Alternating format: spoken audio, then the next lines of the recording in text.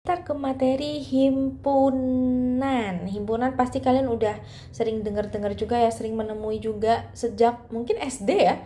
SD dulu zaman aku sih udah belajar himpunan, tapi memang yang simple-simple.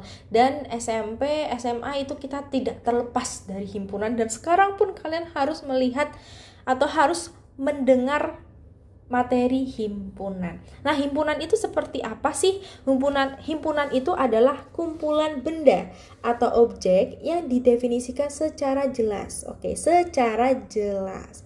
Nah, benda atau objek tersebut disebut dengan anggota himpunan. Contoh yang pertama, Himpunan Siswa Alternativa yang diterima UI. Secara jelas ya bahwa memang di sini anggota himpunannya itu adalah siswa alternativa yang diterima UI.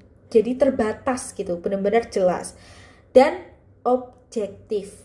Jadi misalnya antara aku dengan kamu yang mendengarkan video ini, menonton video ini, pasti tahu himpunan siswa alternativa yang diterima UI ya itu aja gitu.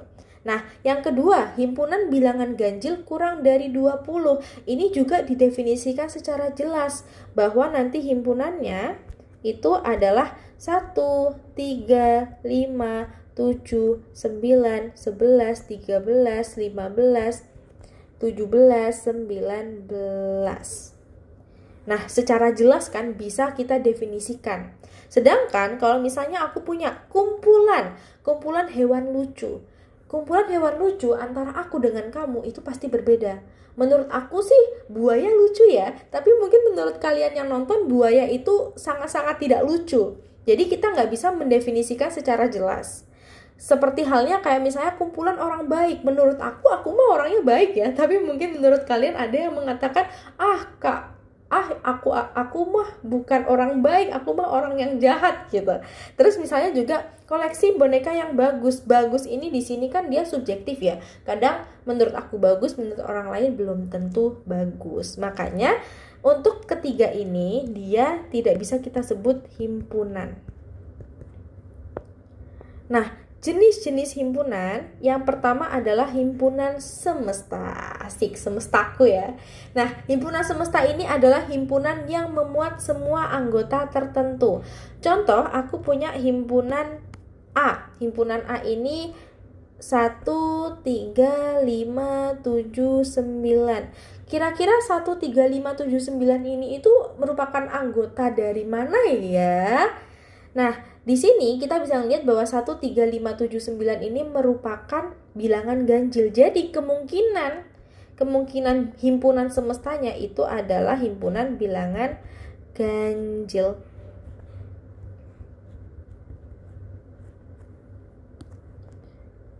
Nah, selanjutnya kita punya himpunan kosong. Himpunan kosong itu tidak memiliki anggota. Himpunan yang tidak memiliki anggota. Contohnya, himpunan A adalah himpunan nama bulan yang berawalan dari Z. Coba deh kalian lihat Januari, Februari, Maret sampai Desember itu nggak ada yang namanya nggak ada yang namanya bulan depannya huruf Z. Jadinya dia tidak memiliki anggota, atau kita bisa sebut himpunan A adalah himpunan kosong. Nah, selanjutnya ada himpunan bagian. Himpunan bagian ini adalah jenis himpunan yang terakhir. Contohnya misalnya aku punya himpunan A dan himpunan B. Nah, untuk himpunan bagian sendiri itu ketika semua anggota A juga anggota B. Misalnya di sini aku punya A, himpunan A itu 2, 4, 5, 6 dan B itu 2, 4, 5, 6, 7. Kalian bisa melihat bahwa semua anggota A 2, 4, 5, 6 itu juga tergabung di himpunan B 2, 4, 5, 6. Jadi bisa kita tulis A himpunan bagian dari B. Nah, kalau di sini aku misalnya punya himpunan A ini 1, 2, 3 dan himpunan B ini 1, 2, 5, 6, dia tidak bisa kita sebut bahwa A himpunan bagian dari B. Kenapa? Karena A ini ada 1, 2, 3. Sedangkan yang B ini hanya ada 1, 2 saja. 1, 2, 5, 6. Gak ada angka 3.